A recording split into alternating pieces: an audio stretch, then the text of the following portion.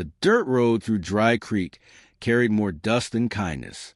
Every step Mary took down its weathered stretch seemed to stir another whisper, another pair of eyes watching her from porches and windows of the small western town. She had been many things once. Daughter, wife, neighbor. But now the only thing people seemed to call her was trouble. It wasn't just the men with their squinting eyes and their muttered words that followed her. It was the women, too, tugging their children closer when she passed, as if shame were something that could rub off like soot. Mary had lived through years of loss, through grief so heavy it pressed her shoulders down. Yet nothing weighed on her spirit as much as the scorn of the town she once called home. Her late husband's name had been dragged through saloon dirt after a failed business deal left debts unpaid. When he died suddenly, Mary had inherited not land nor wealth, nor even dignity. Only whispers that she must have been part of the ruin, that no woman could come out of such misfortune without stain. Some even claimed she'd been seen with another man, though it was a lie born from gossip-hungry mouths. In a place as small and sharp-edged as Dry Creek, lies travel faster than bullets. Mary walked with her shawl pulled tight, though the summer heat was merciless. The shawl was not for warmth, but for armor. It had the trembling of her hands, and the way her dress had begun to wear thin at the seams. She kept her chin lifted out of habit, though inside she was tired, so tired of pretending the stairs did not pierce her. At the general store, she gathered what little she could afford: flour, salt, a bar of soap. The shopkeeper counted her coins slow, like he wanted everyone in the line behind her to see how little she had left. Mary didn't look up, didn't meet the curious eyes pressing into her back. When he shoved the change across the counter, he smirked and muttered just loud enough for others to hear, "Best hope you don't bring more trouble with this, Mary." A few chuckles rose from the crowd. Her throat ached, but she swallowed the sting. She had learned long ago that if she answered, they would only say worse. Silence was her last dignity. Outside, she lingered on the edge of town, balancing the small sack of goods in her arms. A horse's whinny rose in the distance, the sound of freedom she could never claim. She remembered once dreaming of wide fields, of laughter in a home filled with children. Now, her dreams had withered to something smaller. Enough bread for tomorrow, enough strength to make it through another day without breaking apart where someone could see. There were children playing in the dust near the well. When Mary walked past, one of the boys shouted, "Don't touch her. Mama says she's cursed." The others laughed and ran, leaving only the echo of the insult. Mary froze, the words cutting sharper than any blade. She wanted to scream, "I am not cursed. I am not what you say." But the fight in her chest fell hollow. She simply walked on. The outskirts of town grew quieter. Here, the tall grasses swayed, and the world seemed kinder for the lack of people in it. Mary's small rented shack sat near the edge of the dry plain, a place forgotten by most, just as she was. The roof leaked when storms came, and the door never closed properly, but it was the only shelter she could afford. Inside, she set the flour on the table and pressed her palm against the worn wood, letting her breath steady. The loneliness wrapped around her, heavy but familiar. She often thought silence was the only companion she could still trust. No one else would betray her with rumors or turn their back with judgment. That night, as the sun bled red over the horizon, Mary sat by the window and watched shadows stretch long. Memories haunted her. The sound of her husband's laughter before everything fell apart, the warmth of belonging, the way people used to greet her kindly in the street. She could almost hear it again, before it faded into the hollow echo of the present. Tears stung her eyes, but she brushed them away with callous fingers. Crying solved nothing. Still, her heart ached with a longing to be seen, not as a burden, not as a curse, not as trouble, but as a woman who had loved and lost, who still carried hope like a fragile ember in her chest. The stars emerged one by one, bright and endless in the dark prairie sky. Mary whispered into the silence, her voice trembling with the weight of everything unsaid. "Maybe I really am nothing but trouble."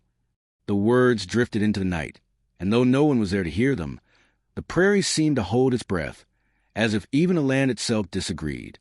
The afternoon sun burned down on Dry Creek, baking the wooden planks of the saloon's porch and sending waves of heat shimmering over the dusty street. Life in town moved slow under the weight of the sun, except for one man who rode in steady and silent. Jacob Hayes, broad-shouldered, weathered, a hat pulled low over eyes that had seen more than their share of grief, a stranger to some, familiar to a few, but mostly a man who kept to himself. Jacob had lived years in solitude on the edge of his ranch, working land too stubborn to yield, and nursing wounds that time had not fully healed. Some said he had lost his wife. Others whispered he'd buried a brother, and still others claimed war had taken something from him he never got back. Whatever the truth, Jacob carried it in the set of his jaw and the silence of his eyes. He was a man who didn't ask for pity and didn't give much either. Until that day, as Jacob tied his horse outside the general store, the sound of laughter drifted to him. Not the warm kind, but the sharp, cutting kind that scraped like barbed wire. His gaze shifted. On the store steps stood Mary, the woman folks called Trouble. She clutched a small sack of supplies, her shoulders stiff as townsfolk muttered and chuckled around her. One man tipped his hat mockingly, saying loud enough for all to hear, "Careful now, boys. Trouble's walking these steps." Jacob paused, one hand on his saddle horn. His eyes narrowed. He had seen cruelty before, the kind that chipped away at a soul until nothing was left but dust. And in Mary's eyes, downcast yet glimmering with unshed tears, he recognized something. Not weakness, not guilt, but a familiar kind of pain. The kind that came from being left alone too long with nothing, but whispers to remind you of who you once were. Mary walked past the jeering crowd, keeping her chin high, though the tremble in her hands betrayed her. The bag nearly slipped from her arms when a boy darted past and jostled her elbow. Jacob moved before he could think. Long strides carried him across the street. He caught the sack just before it hit the ground, steadying it with one rough hand. Mary froze, startled, lifting her eyes to his. For a brief second, silence swallowed the noise around them. She saw a stranger, tall, rugged, eyes the color of storm clouds, looking at her not with mockery, not with suspicion, but with something she hadn't felt in years: respect. Jacob said nothing. He simply tipped his hat and handed the sack back into her arms, his touch gentle against the rough cloth. Then, as if the moment never happened, he stepped back. But Mary felt it linger. The kindness, small as it was, burned against the coldness she'd known. The townsfolk watched, unsettled. Jacob Hayes wasn't a man who involved himself in gossip or others' business. His quiet defiance of their cruelty unsettled them more than if he'd thrown a punch. Still, no one dared mock him. His silence carried more weight than most men's words. Mary whispered, almost inaudible, "Thank you." Her voice wavered, as though the act of gratitude itself felt dangerous, like leaning too close to fire. Jacob's eyes softened just slightly. He gave a single nod, then turned back toward his horse, as though the exchange was nothing at all. But in his chest, something stirred, something he thought he had buried alongside the rest of his broken past. Later, Jacob sat at the saloon, nursing a glass of whiskey he didn't much care for but drank out of habit. Through the window, he watched Mary walking alone down the street. The weight of her solitude as visible as the setting sun. He thought about the way she held her head high even when the world spat on her. He thought about the way her eyes carried both fire and exhaustion, and he wondered, against his better judgment, what it might feel like to speak to her, not just save her from dropping a sack of flour. Mary, back in her shack that evening, thought, too, about the stranger who caught her burden before it broke, about the way his silence seemed less cruel than the town's noise. She told herself it was nothing, just a chance kindness from a man passing through. But deep inside, in the hollow place where hope used to live, a spark flickered. For Jacob, it wasn't just pity. It was recognition. He knew the look of a soul battered but unbroken, and though he would never admit aloud, not yet, he had caught more than her sack today. He had caught the first glimpse of a story he wasn't sure he wanted, but one that might be the only thing capable of thawing the silence inside him. And for Mary, as she whispered into the night, the word surprised even her. Not everyone sees me as trouble. The days that followed were no kinder to Mary. Each time she walked into town for supplies, the whispers grew louder, sharper. Women pulled their children closer, as though her shadow itself carried trouble.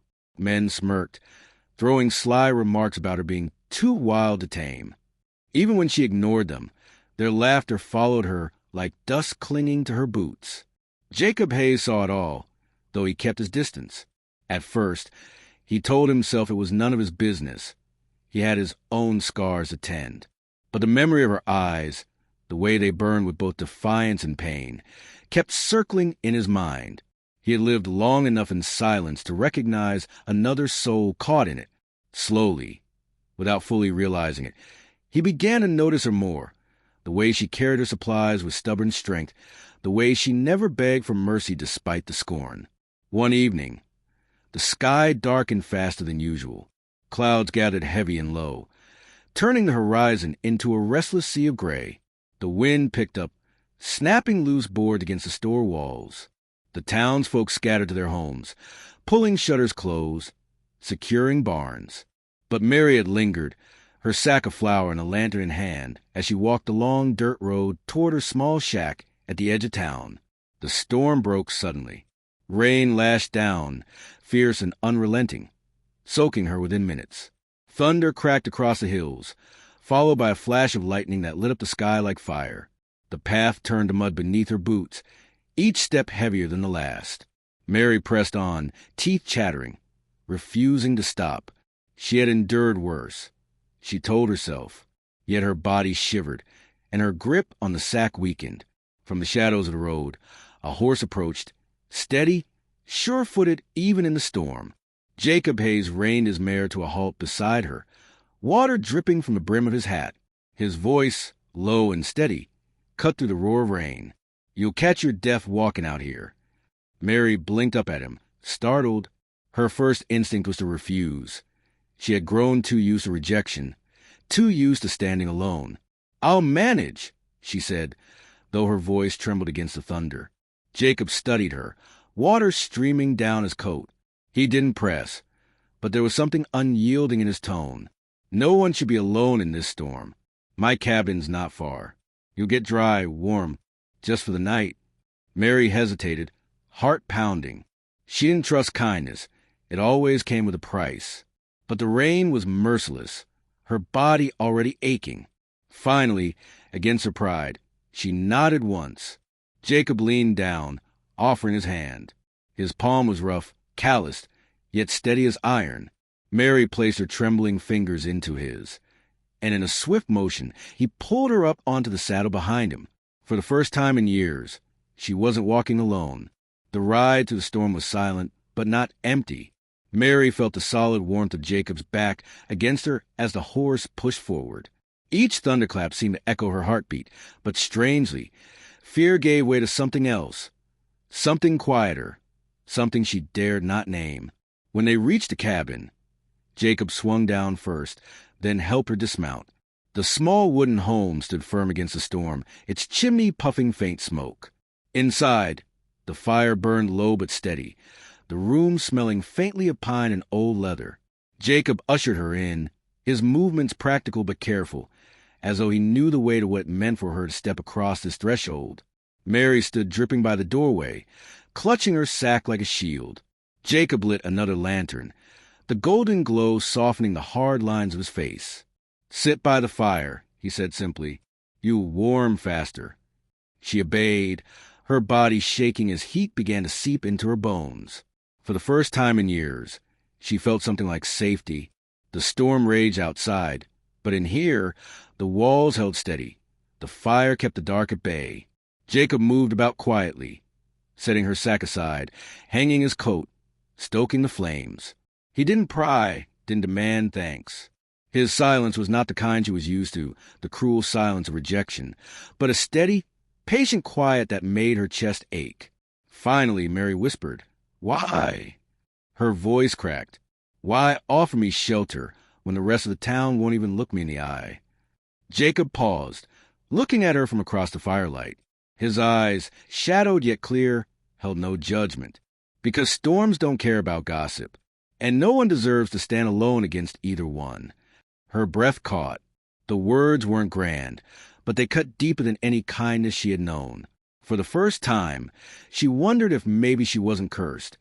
Maybe she wasn't doomed to be nothing but trouble. that night.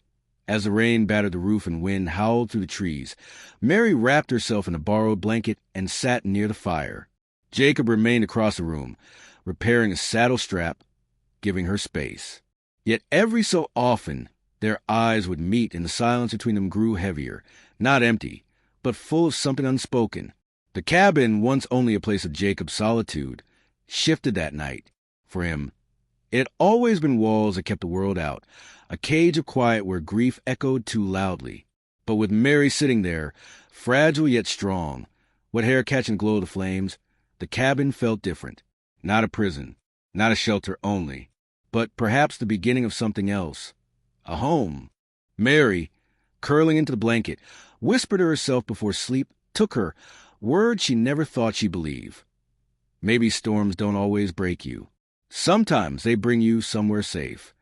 The storm lingered into the next night, rain turning the dirt outside into rivers of mud. Mary stayed in the cabin, though every fiber of her pride told her she shouldn't impose. Jacob had said little about it. He simply left extra wood by the hearth, made sure she had something warm to eat, and went about his work. His silence, strangely, wasn't cruel. It wasn't filled with suspicion or judgment. It was patient. Yet patience had its weight, and Mary felt it pressing against her chest. For years, she had learned to keep her story locked behind a wall of defiance. If people thought she was wild, troubled, untamed, it was easier than letting them see her pain. But here, with the fire crackling between them and Jacob's quiet gaze steady upon her, the walls she had built began to tremble. Jacob sat across the room, polishing the worn leather of his boots. The lamplight cut shadows across his face, softening the hard set of his jaw. He hadn't asked her anything, but his silence seemed to invite her to speak. And she realized, if she didn't tell her story now, the whispers in town would always win. Her voice was low at first, uncertain. "Do you know why they call me Trouble?" Jacob looked up slowly, his expression unreadable. "I reckon folks call names when they're scared of the truth." A hollow laugh escaped her lips. Scared, maybe? Or maybe they just needed someone to hate. She stared into the fire, the flames reflecting in her tired eyes. "I wasn't born here. My family came with nothing but a dream of land that could feed us. My father worked himself into the ground for it. But debts grow faster than crops. And when the bank came to collect, it wasn't mercy they brought with them." She swallowed hard, fingers curling around the edge of her blanket. "After my father died, my mother grew sick. I did everything. Scrubbed floors, sewed clothes, begged for work. But no one wanted the girl whose family couldn't pay its debts. When she passed, I was left with nothing.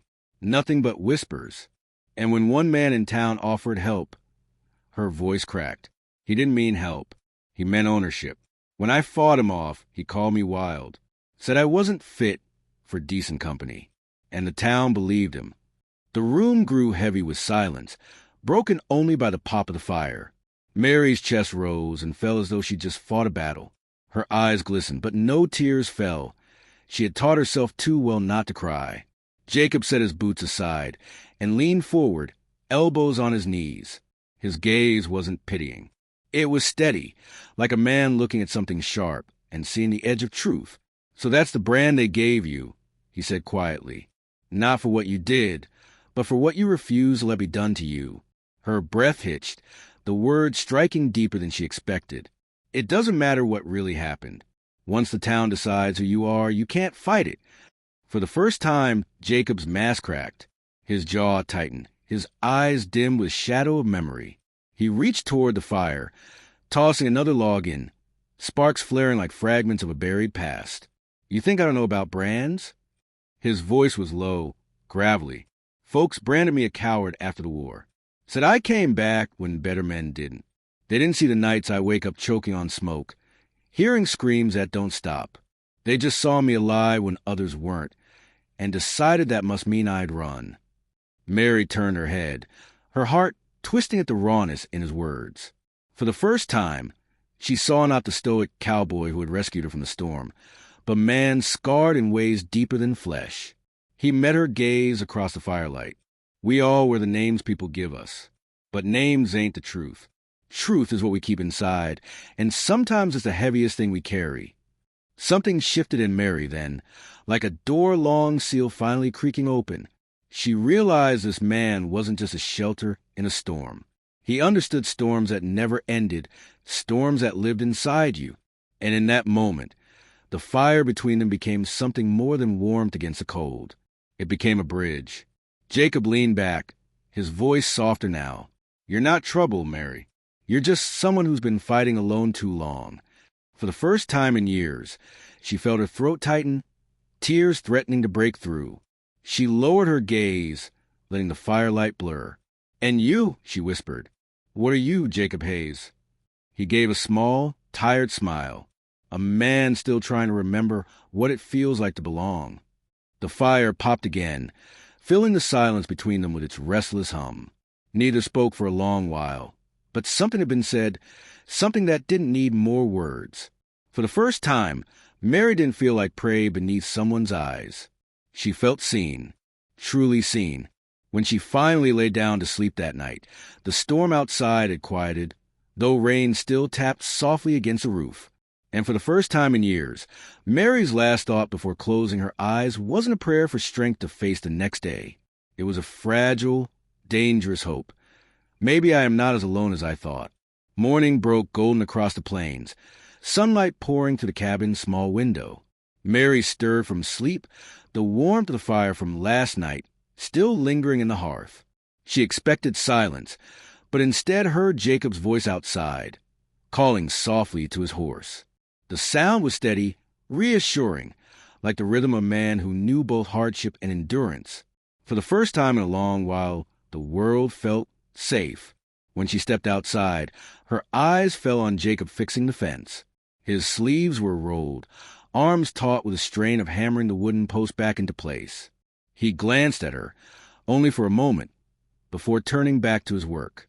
It wasn't avoidance. It was respect. He gave her space, yet something in his gaze lingered, like a promise unsaid. The silence stretched until Jacob finally set the hammer down. He leaned against the fence, breathing heavy, his hat tilted back. His voice came low, rough with honesty. "Mary, you need to hear something from me." Her heart stuttered. She braced herself, half expecting judgment, half preparing for pity. But his words cut through her fear like sunlight through storm clouds. "You're not trouble," he said firmly. "You've only been hurt. And I won't let anyone call you less than what you are." The word struck like a blow, but not of pain, of release. For years she had carried the weight of whispers, the stain of lies. To hear him name the truth aloud, without hesitation, made her knees weak. She looked away, blinking hard, afraid that if she let herself meet his eyes, her heart would shatter open. "Jacob," her voice trembled, raw. "You don't know what it means to hear that." He stepped closer, but not too close, his voice softer now. "Then let me be the one to remind you, every day, until you believe it yourself." For the first time in years, Mary felt her heart melt, not from weakness, but from the dangerous warmth of hope. Still, fear coiled in her chest like a snake. Love had betrayed her before. Trust had cost her everything. Could she risk it again? The days that followed were filled with work. Jacob invited her to help on the ranch, not as charity, but as a partner. She gathered eggs from the hens, helped mend torn harness straps, and even tried her hand at riding out with him to check the cattle. Each moment was ordinary, yet in its simplicity, something extraordinary grew between them. One afternoon, as they carried buckets of water from a well, Mary stumbled on the uneven ground. The heavy pail tilted, water splashing over her boots. Before she could fall, Jacob's hand caught her arm. The touch was brief, steadying, but it left her skin tingling as though the warmth had seeped into her very bones. She pulled back quickly, muttering thanks, her cheeks flushed. He only nodded, that quiet half-smile tugging at his lips. Nights were quieter, yet heavier with unspoken things. After supper, Jacob often sat by the fire, whittling wood into small figures, while Mary mended her dress. Sometimes their hands brushed as he passed her a tool, or she handed him thread. Each glance lasted longer than the last, and each silence seemed filled not with distance, but with closeness neither dared name. Yet beneath it all, Mary's fear lingered. As much as Jacob's words had soothed her, a part of her still believed that love was a luxury she couldn't afford. She had been burned once, and scars taught you to never step too close to the flame again.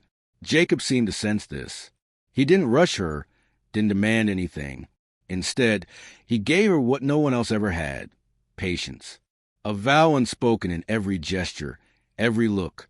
One evening, as the sun dipped low and painted the sky in crimson, they sat outside the cabin, the prairie stretching endless before them. Jacob turned to her, his expression solemn, his voice steady.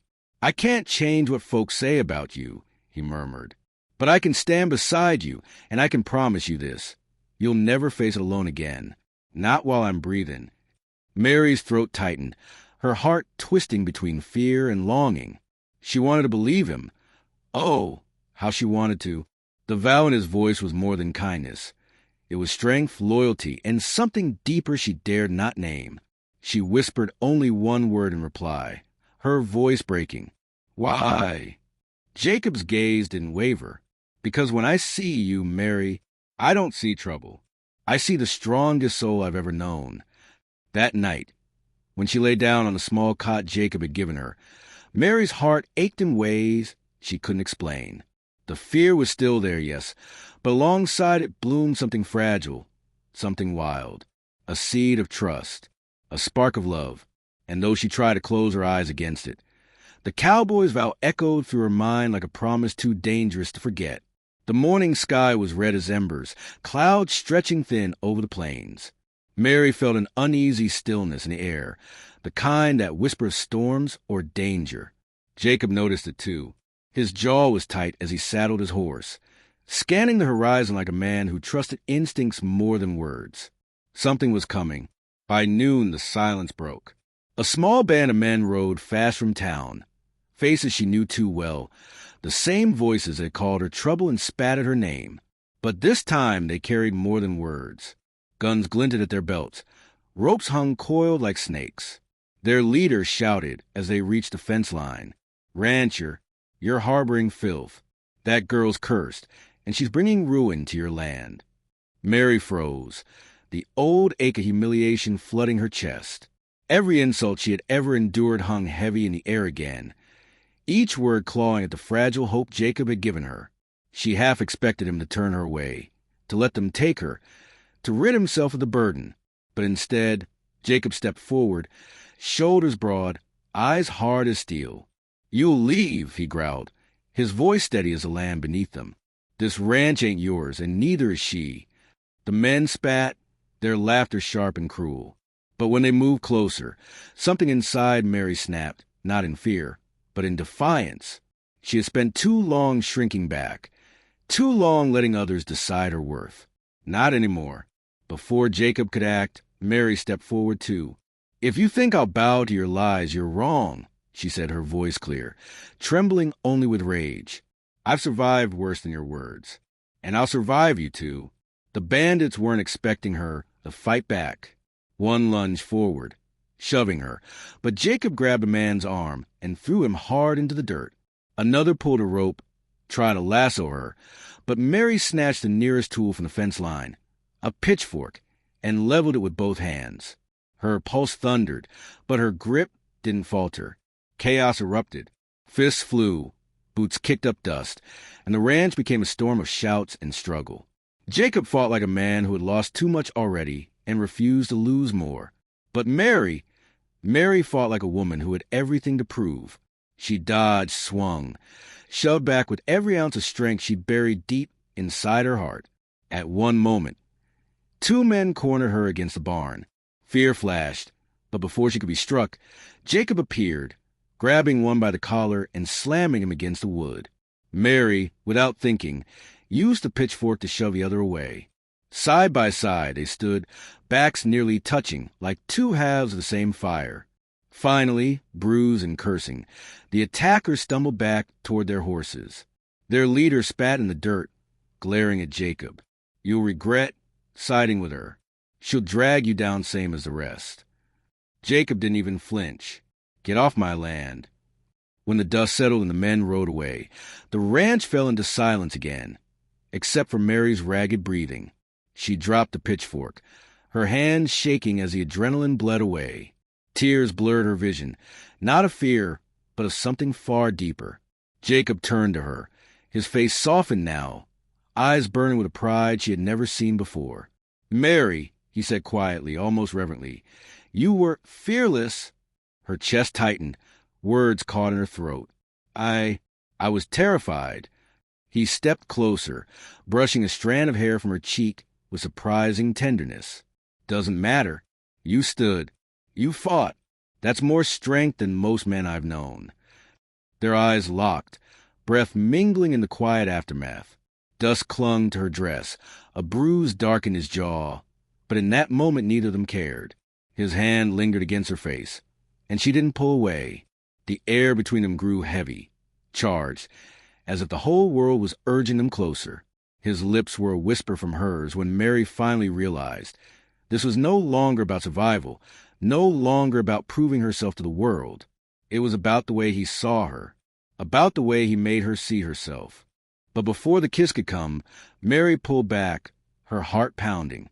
She wasn't ready, not yet, not when so much still frightened her. Jacob didn't press. He only gave her that quiet smile again, the one that felt like a vow. That night, lying awake in cabin, Mary replayed the day's battle over and over. She remembered the sneers, the struggle, the fire that had burned in her chest when she refused to bow. She remembered Jacob's words, "Fearless." And for the first time, she dared to think the unthinkable. Maybe I'm not trouble after all. The storm that had raged across the ranch the night before had finally passed, leaving the morning air crisp and sharp. The cabin stood steady against the soft gold of dawn, its walls scarred by years of weather, its wooden frame creaking like an old soul. For Mary, it had once been nothing but shelter against the world's cruelty, a place where she hid from whispers and sharpened stares. But now, as she sat by the fire, blanket wrapped tight around her shoulders, the cabin felt different. It felt alive. Jacob entered quietly, carrying 2 mugs of steaming coffee. His movements were steady, but his eyes betrayed something restless, something heavy he had been carrying for too long. He set 1 mug down in front of her, then leaned against the table, watching her as if every flicker of light on her face mattered. "Didn't sleep, did you?" he asked softly. Mary shook her head. Too many thoughts, too many memories. Her voice trembled, but she didn't look away from him. For once, she wasn't hiding. Jacob exhaled, slow and deliberate, as if gathering courage. His hand curled into a fist against the table before he finally spoke. "Mary, I can't hold it back anymore." Her heart skipped. She looked up, wide-eyed, every breath in her chest catching at his tone. He took a step closer, his shadow stretching across the floor toward her. His voice was rough, not from uncertainty, but from the weight of truth. "All I see in you is strength, not trouble. You've carried pain that would have broken most, and yet here you stand." "Mary," he knelt down beside her, his hand gently reaching for hers. "All I feel for you is love." The words crashed over her like a flood she had never believed she deserved. Her lips parted, but no sound came. For so long, the world had branded her a curse, a burden, trouble. And here was this man, this scarred, lonely cowboy, saying the one thing her heart had starved to hear. Tears blurred her vision. "Jacob!" She shook her head, sobs breaking free, her chest heaving. "I don't know how to be loved. I don't know how to be anything but what they called me." Jacob's hand rose, brushing away a tear with the gentlest touch. "Then let me remind you every day. Let me fight every lie they fed you, until all that's left is the truth, that you are worthy. You are more than worthy." Mary broke, her tears spilling freely as she leaned forward, her forehead pressing against his shoulder. For the first time in years, she let herself be held, let herself believe she wasn't alone. Jacob wrapped his arms around her, strong and steady, as if he'd been waiting all his life just to carry her burdens with his own. Silence filled the cabin, but it wasn't empty anymore. It was thick with unspoken promises, with hearts that had finally stopped running. Mary pulled back slowly, her face wet, her eyes searching his. And in that moment, she didn't feel cursed. She didn't feel like trouble. She felt seen. She felt loved.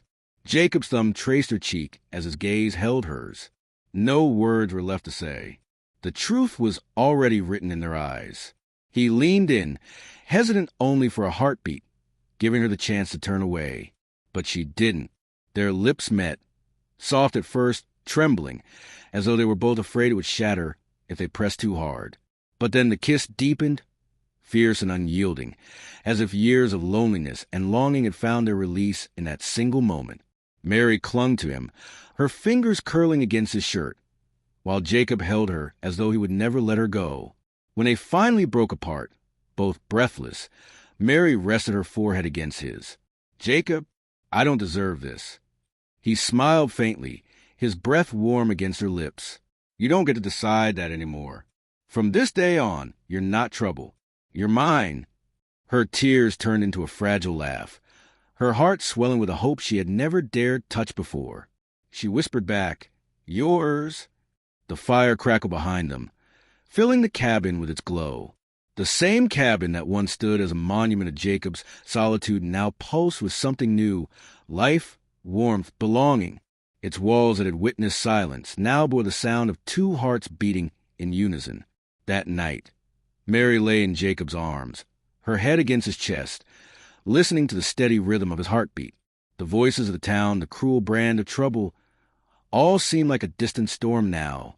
In its place was peace. In its place was a vow. For the first time, she let herself believe the truth that Jacob's kiss had sealed forever. She wasn't alone anymore. She wasn't trouble. She was loved. She was his. And the cabin, once only a shelter of shadows, had become the home where her name, her worth, had been changed forever. The days that followed their kiss were not without storms, but Mary no longer faced them alone. The whispers in town hadn't vanished overnight. Some still pointed, some still sneered. Trouble, they muttered under their breath whenever she passed. But this time, Jacob was there, always walking beside her, and the way his tall frame and steady eyes shielded her turned even the harshest insults into powerless echoes. The town began to notice. This wasn't the same lonely woman bowed beneath their scorn. This was a woman standing tall with a cowboy who refused to let her fall. One morning at the market, when a drunk ranch hand shoved Mary and spat cruel words, Jacob was quick to step between them. But before he could even raise his voice, Mary did. Calm, steady, unflinching, she lifted her chin and told the man to leave her be. Her strength startled him into silence, and the crowd around them shifted uneasily. That day, whispers changed. For the first time, some townsfolk saw not trouble, but resilience. Back at the ranch, Mary's hands proved as strong as her spirit. She learned to mend fences, herd cattle, and nurse sick colts alongside Jacob. The work was hard, the sun relentless, but she never complained. Jacob often caught himself watching her from a distance, marveling at how quickly she had gone from outcast to partner. She wasn't just surviving anymore, she was thriving, and with her presence, so was the ranch. Evenings became their sanctuary. After long days, they sat on the porch, shoulders brushing, watching the horizon blaze in shades of red and gold. Sometimes they spoke of the future, of planting new fields, of rebuilding the barn roof, of maybe, someday, filling the empty cabin with the sound of children's laughter. But sometimes they just sat in silence, the comfort of each other's nearness saying more than words ever could. Still, acceptance from the town didn't come easily. At Sunday's service, when Mary walked in beside Jacob, pews shifted and eyes lingered. But Jacob, firm as ever, took her hand openly in front of everyone. He made no apologies, no excuses. That gesture, so simple, yet so bold, began to chip away at the walls people had built around their judgment. A few women even began to greet Mary politely, no longer with sharpness but with cautious warmth. Respect was slow, but it was coming. One evening, a group of children followed her to the well, curious eyes wide. "Miss Mary, can you tell us that story again? The one about the runaway horse," they asked. Her heart softened, remembering a time when mothers would snatch their children away from her shadow. Now, little voices begged her for stories. As she told them, Jacob stood in the doorway, arms crossed, pride gleaming in his eyes. It was then he realized the town wasn't just changing its view of Mary. It was healing because of her, but Mary still wrestled with doubt.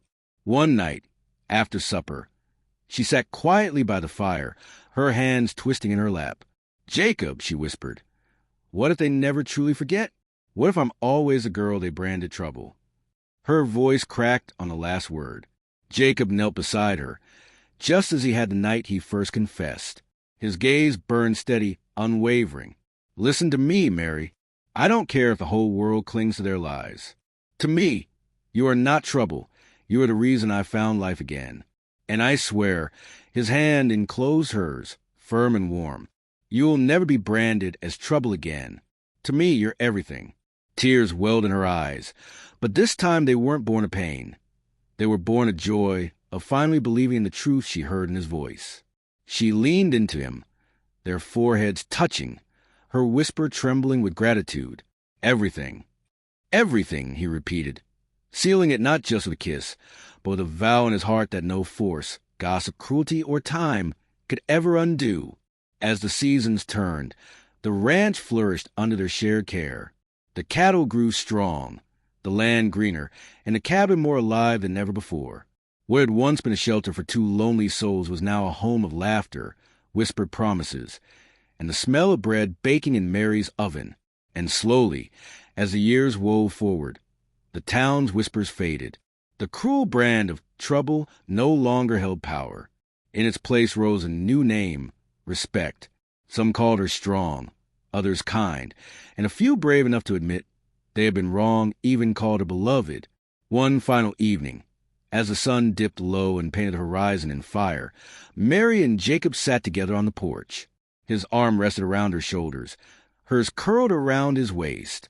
The air was still, the sky vast and endless before them.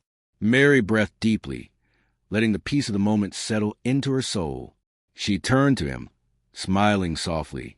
"Do you ever wonder how we made it here?" Jacob kissed her temple gently, his eyes fixed on the glowing horizon, because trouble never stood a chance against love. And there, on the wooden swing of their cabin porch, with the wide horizon stretched before them in eternity whispered in the breeze, Mary finally knew she was no longer branded. She was beloved forever.